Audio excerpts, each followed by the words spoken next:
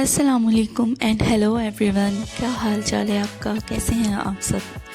तो मैं उम्मीद करती हूँ कि आप सब ठीक ठाक होंगे। तो आज की जो वीडियो है ये लास्ट व्लॉग का सेकंड पार्ट है, जहाँ पे खाना वगैरह खाने के बाद हम लोग निकल गए थे मॉल। तो हम लोग जा रहे हैं सफारी मॉल। तकरीबन 1 साल हो गया मुझे हस्बैंड को कहते हुए कि मुझे सफारी मॉल जाना है।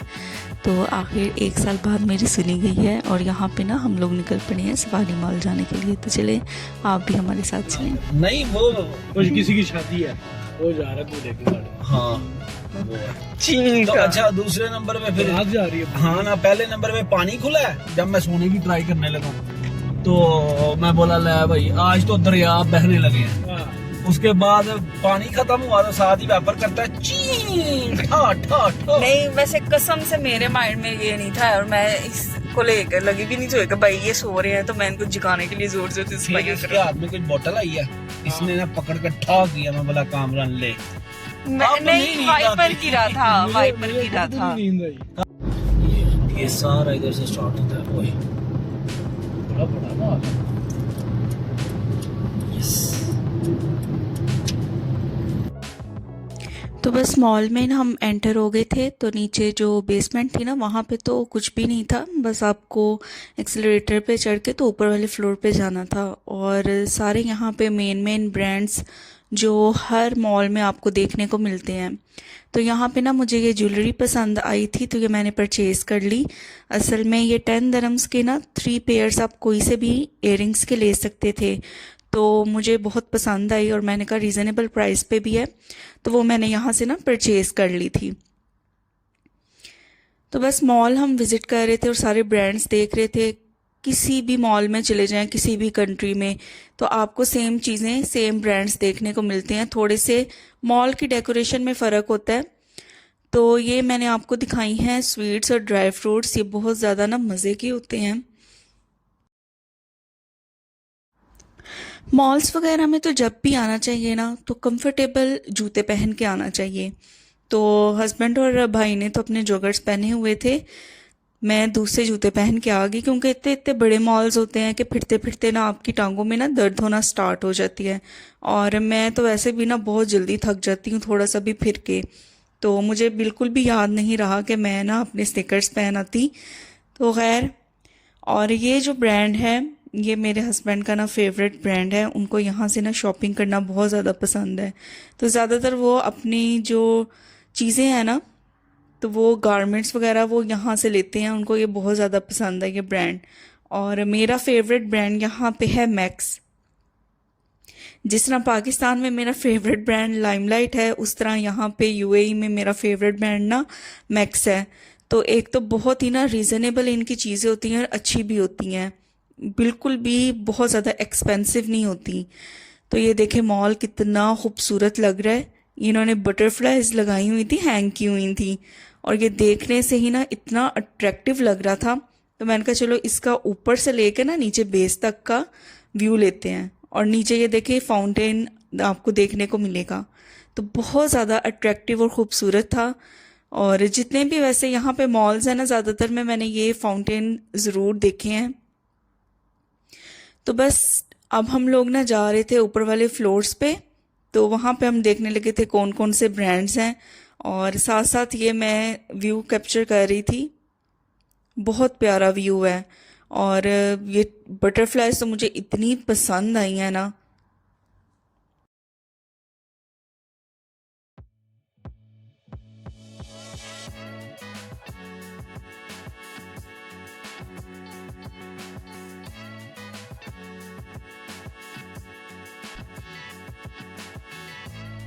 तो यहाँ पे हम एंटर हो गए थे शॉप में जिसका नेम है ब्रांड्स फॉर लेस। यहाँ पे आपको ना काफ़ी ज़्यादा ब्रांड्स मिक्सअप देखने को मिलेंगे। यहाँ पे आपको डेकोरेशन की चीज़ें भी मिलेंगी, गारमेंट्स भी मिलेंगे, सब कुछ था, डिफरेंट ब्रांड्स थे यहाँ पे। तो मैं तो देखने लग गई थी डेकोरेशन की चीज़ें जो मुझे बहुत ज़्यादा ना अट्रैक्ट करती हैं, होम डेकोर की। और हस्बैंड और भाई अपने लिए शॉर्ट्स वगैरह देख रहे थे। तो यहाँ से मुझे एक शर्ट पसंद आई थी तो वो फिर मैंने परचेज़ कर ली। तो नेक्स्ट हम लोग ना मूव कर गए थे यहाँ पे राइड्स वाली साइड पे।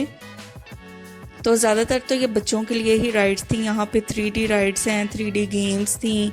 और एक चीज़ देख के ना मुझे इतनी ज़्यादा हंसी आई कि उन्होंने ना बच्चों के लिए ना छोटा सा ना एक डिस्कवरी बनाया हुआ है, ये देखें। तो इतना क्यूट लग रहा था और छोटे छोटे बच्चे ना इसके ऊपर बैठे हुए थे और इन्जॉय कर रहे थे। और ये जस्ट ऊपर जा रहा था और नीचे आ रहा था, जस्ट फॉर फन था बच्चों के लिए। और यहाँ पे बस थोड़ा सा हमारा हंसी मजाक चल रहा था। जो भी एनिमल्स वगैरह बने हुए थे हम एक दूसरे को उनका नाम दे रहे थे कि ये तुम हो, ये तुम हो। तो बस जाहिर है बच्चों के झूले थे, इस पर हम लोग तो बैठ नहीं थे सकते, तो बस इसी तरह एंजॉय किया। और फिर हम लोग ना वापसी के लिए निकल गए, क्योंकि खाना वगैरह खा के आए थे। तो जस्ट ना जूस हमने लिया था मॉल से, क्योंकि ऑलरेडी फुल थे। तो फिर हम लोग घर आ गए।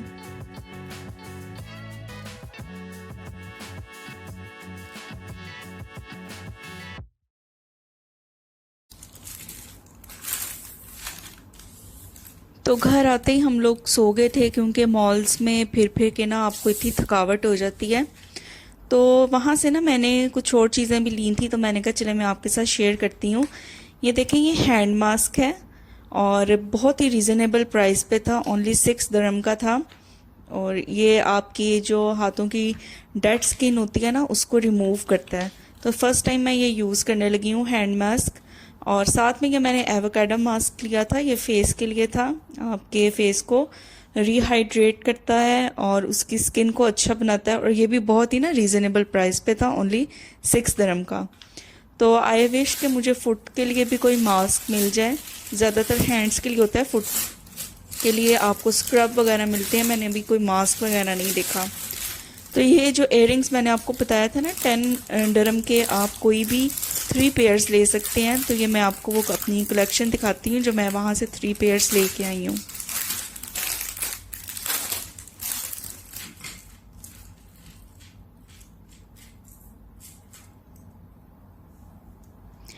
एक तो ये मैंने ना हुप्स लिए थे, क्योंकि मुझे लगता है कि मैंने अपनी लाइफ में ना ये कभी नहीं पहने। इस तरह के छोटे छोटे टॉप्स वगैरह मैं पहनती हूँ, लेकिन बड़े बड़े इयररिंग्स या इस तरह के हुप्स वगैरह ना मैंने नहीं लिए। तो इनका ना डिज़ाइन भी बहुत प्यारा था, कैमरे में वो नज़र नहीं आ रहा, लेकिन इसके ऊपर छोटी छोटी ना डिज़ाइनिंग थी, बहुत क्यूट लग रही थी। और ये मैंने झुमकियाँ ली हैं, झुमकियाँ भी मैंने कभी नहीं पहनी। जिस तरह मैंने बताया ना कि मैं छोटे छोटे इयररिंग्स पहनती रही हूँ, तो ये मैंने सिल्वर में लिए हैं। और ये देखें कितने क्यूट से हैं। उस दिन मैंने पहना हुआ था येलो ड्रेस, जिस दिन हम मॉल में गए, तो मुझे ये ना अट्रैक्ट किया। तो मैंने येलो ड्रेस के हिसाब से ना फिर मैंने ये येलो इयररिंग्स ले लिए थे। आज ना मैंने खाना बनाया है मटन कढ़ाई, और ये बहुत ही डिफरेंट और मज़े की रेसिपी है। तो रेसिपी मैंने इसकी रिकॉर्ड नहीं की, किसी दिन मैं दोबारा बनाऊंगी ना तो मैं इसकी रेसिपी आपके साथ ना ज़रूर शेयर करूंगी। 3-4 दिन हो गए हैं मेरे सर में ना इस कदर पेन रहता है कि जब तक मैं चाय ना पी लूँ मेरा पेन जाता नहीं सर का। और इसकी ना एक रीज़न है जो कि मैं आप लोगों के साथ ना शेयर करना चाहती हूँ। असल में मेरे सर में पेन रहना स्टार्ट हुआ है सोशल मीडिया की न्यूज़ देख देख के। 3-4 दिन हो गए हैं, मैं ऐसे ही ना फेसबुक स्क्रॉल कर रही थी, तो वहाँ पे ना एक न्यूज़ चल रही थी। जैसे आपको पता ही होगा कि आजकल ये कितने केसेस होते हैं कि अपने ही भाई ने ऐसा कर दिया फीमेल के साथ, या अपने ही बाप ने ऐसा कर दिया। फीमेल किसी घर में काम करती थी, वहाँ पे उसके साथ कुछ ऐसा हो गया। तो ये ऐसी न्यूज़ सुन सुन के देख देख के ना लिटरली मेरे सर में इतना पेन रहने लग गया है, क्योंकि मैं कोई भी ऐसी न्यूज़ सुन लूँ ना तो मेरे माइंड से ना वो महीनों निकलती नहीं। वो किसी की भी हो, ये नहीं कि मेरे किसी जानने वाले की या मेरे इर्द गिर्द किसी रहने वाले की हो, वो किसी की भी न्यूज़ हो ना सोशल मीडिया पे अगर मैं सुन लूँ तो वो महीनों ना मेरे जहन से वो निकलती नहीं। तो असल में क्या हुआ, एक ऐसी न्यूज़ मैंने देखी है ना, तो आपको पता है कि जब कोई आप एक ऐसी चीज़ देखते हैं तो फेसबुक या यूट्यूब वही आपको ना फर्दर रिकमेंड करने लग जाता है। तो वो एक न्यूज़ मैंने देखी, तो जैसे ही मैं नीचे स्क्रॉल करती गई हूँ ना तो वो उसी से रिलेटेड ना कितनी ज़्यादा ना वही न्यूज़ आना स्टार्ट हो गई। और मैं भी अपनी आदत के हाथों मजबूर के मैं देखने लग गई। और वो देख के ना उसके बाद मेरा दिमाग ना वहीं स्टक हो गया। और मैं वही चीज़ें ना सोचती रही और मेरे जहन से ना वो निकलती नहीं, इसलिए 3-4 दिन से ना मेरे सर में ना बहुत शदीद पेन था। तो यहाँ पे देखें जी, मेरी चाय रेडी हो गई है और ये लेफ़्ट ओवर रस थे और बाकर खानी, तो ये मैंने ना इसके अंदर ऐड कर लूँगी। खाली ना मुझसे चाय नहीं पी जाती, ये नहीं होता कि मैं 1 कप चाय बना लूँ और खाली बैठ के मैं पी लूँ। कुछ ना मुझे चाय के साथ ज़रूर चाहिए, वरना मैं चाय नहीं पी सकती।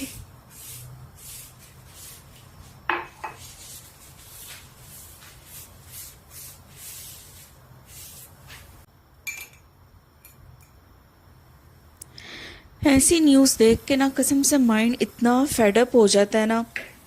छोटे छोटे बच्चों के इतने केसेस आपको देखने को सुनने को मिलते हैं कि अपने ही किसी ने उसके साथ कुछ अच्छा नहीं किया, बुरा कर दिया। तो ऐसी न्यूज़ सच में सर में ना पेन लगा देती हैं। तो इसीलिए मैं 3-4 दिन से कॉन्टिन्यूसली चाय पी रही हूँ ताकि मेरे सर का ना पेन ठीक रहे।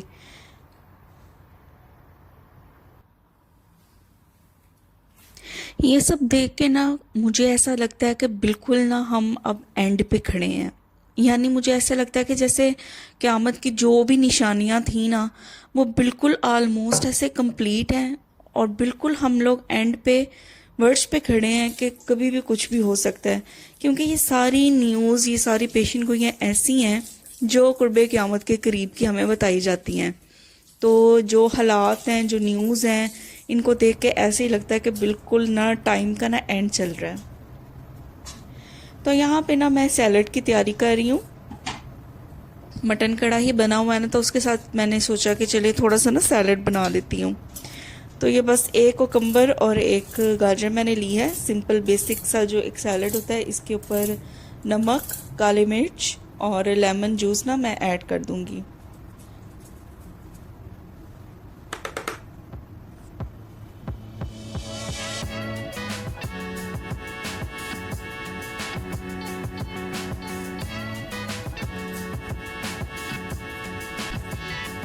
तो मुझे ना भूख लग गई थी, तो मैं यहाँ पे अपने लिए बनाने लगी हूँ तंदूरी रोटी, वो भी तवे पे। तो हस्बैंड और भाई ने लेट आना था, तो मैंने कहा चलो मैं खा लेती हूँ थोड़ी देर बना के ना। तो ये साथ में रेसिपी मैं अपनी फ्रेंड के लिए बना रही हूँ, क्योंकि उसने मुझे कहा था कि अगर तंदूरी रोटी बनानी आती है तो मुझे उसकी रेसिपी ना ज़रूर बताओ। तो मैंने कहा चलो मैं किसी वीडियो में बनाऊँगी तो तुम्हारे साथ भी ना शेयर कर दूँगी। तो मेरी फ्रेंड होती है नॉर्वे, तो उसके लिए मैं ये रेसिपी बना रही हूँ। तो यहाँ पे मैंने ले लिया है आटा, और जो पेड़ा आपने जितने भी साइज़ का बनाना है ना, तो उतनी साइज़ का ना आप इसे बेल लें। तो तंदूरी रोटी बनाने के लिए जो आटा आप गूंदेंगे ना, उसमें आपने ये ख्याल रखना है कि आपने ना उसके अंदर नमक ज़रूर शामिल करना है, क्योंकि इससे ये होता है कि तवे पे ना रोटी की पकड़ अच्छी हो जाती है। तो तंदूरी रोटी बनाने के लिए आटे में नमक थोड़ा सा आपने ज़रूर ऐड करना है गूंदते हुए। तो जब रोटी आपने बेल लेनी है ना, तो उसके ऊपर आपने पानी ऐड करना है। यानी जो साइड आपने तवे के ऊपर पहली दफ़ा डालनी है ना, उसके ऊपर पानी आपने डालना है, और इसको मेक श्योर करना है कि पानी अच्छी तरह से पूरी बेस के ऊपर ऐड हो। और चूल्हा जो है वो आपने इस टाइम पे हाई फ्लेम पे रखना है जब आपने रोटी डालनी है, क्योंकि अगर आपका चूल्हा हाई फ्लेम पे नहीं होगा तो रोटी तवे के साथ चिपकेगी नहीं। तो इसलिए फ्लेम हाई होना चाहिए ताकि रोटी तवे के साथ अच्छी तरह से चिपक जाए। तो तकरीबन 40 to 50 सेकंड के लिए आपने इसको पहले बेस पे ही सेकना है, और उसके बाद ये देखें चिपक गई है ना रोटी तवे के साथ, तो आपने फ्लेम के ऊपर इसको हल्का हल्का इस तरह से घुमाना है ताकि हर तरफ से ये पक जाए।